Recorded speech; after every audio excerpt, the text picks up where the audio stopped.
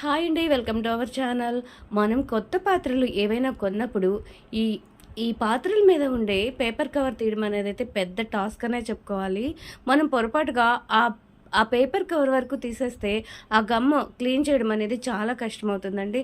అందుకని ఒక నిమిషం ఇలా మనం స్టవ్ మీద ఒక్క నిమిషం వేడి నీళ్ళల్లో ఉంచేసి కాసేపు స్క్రబ్బర్తో కనుక రుద్దితే చాలా తేలిగ్గా ఆ గమ్ అనేది విడిపోతుంది.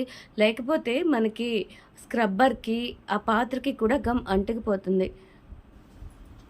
చూసారు కదండీ!